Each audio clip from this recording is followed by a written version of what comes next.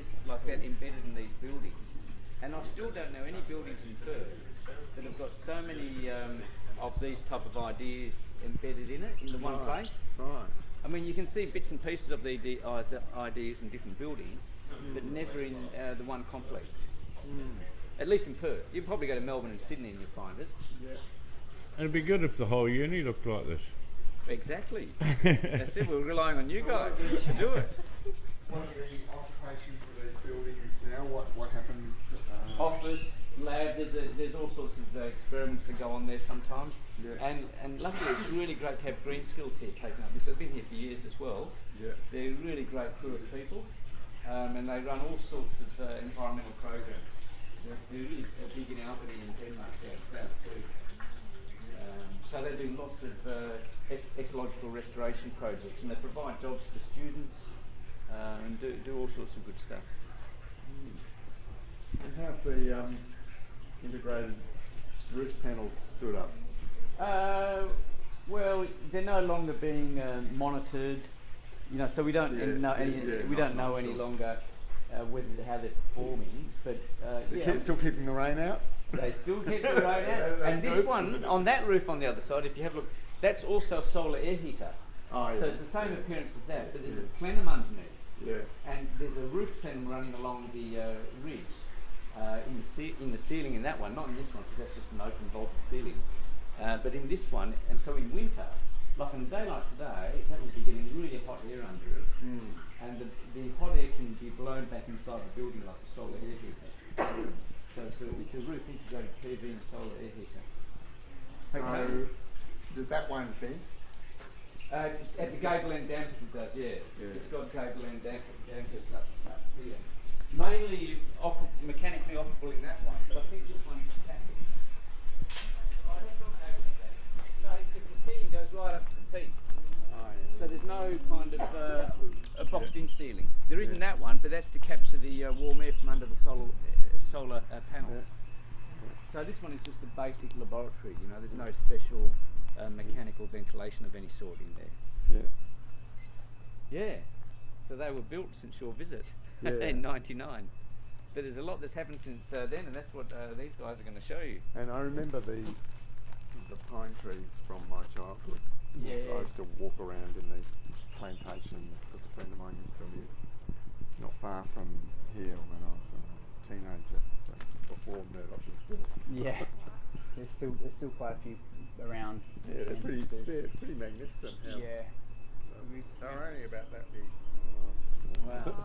Oh, they're great habitat for black cockatoos. Yeah. We've got two big ones here. Yeah. And they're good because they're lots of shade for that gutter needs cleaning. A little bit of corrosion. Yeah. The pines obviously mustn't be quite as bad here because over east, like in Queensland and stuff, it's terrible. No, don't believe any of that. It's just the monoculture of mine in the forest with short rotation plantations. Yeah, The tree itself. They is make not good matchsticks. as bad as That's why. that thing about them poisoning the soil and all that is. It's the short rotation monoculture. Yeah. All cut down, and then another short rotation monoculture of exactly the same thing. That's the problem. With the rather continual fire. So if it was like that, then you. Yeah, I mean, that's part of a mixed ecology. It's like being balanced by a whole lot of other things.